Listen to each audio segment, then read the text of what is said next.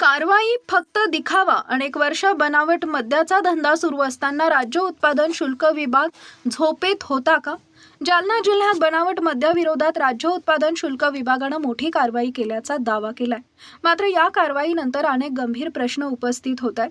जर बनावट मद्याची निर्मिती, विक्री आणि पुरवठा अनेक वर्षापासून सुरू होता, तर राज्य उत्पादन शुल्क विभागाचे अधिकारी आतापर्यंत नेमके काय करत होते?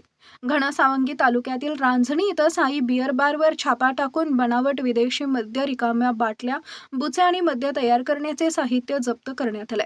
या प्रकरणात रांजणी येथील लक्ष्मण शिंगणे आणि परतूर तालुक्यातील आष्टी येथील कृष्णा जाधव या 2 जणांविरुद्ध गुन्हा दाखल करण्यात आला असून सुमारे 2,37,000 रुपयांचा मुद्देमाल जप्त करण्यात आल्याचा दावा करण्यात आलाय.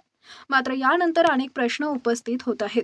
स्थानिकांच्या म्हणण्यानुसार या भागात बनावट मद्याचा व्यवसाय काही दिवसांचा नाही, तर अनेक वर्षांपासून सुरू असल्याची चर्चा आहे. एवढंच नव्हे तर MRP पेक्षा जास्त दरानं मद्य विक्री होत असल्याच्या तक्रारी असतात. मात्र त्या तक्रारींकडे राज्य उत्पादन शुल्क विभागानं सोयीस्कर दुर्लक्ष करतात असा आरोप केला जातोय. मग प्रश्न असा निर्माण होतो की तक्रारी येत असतानाही कारवाई का झाली नाही? बनावट मद्याचा व्यवसाय एवढ्या काळापासून सुरू असताना संबंधित अधिकाऱ्यांना याची माहिती नव्हती का?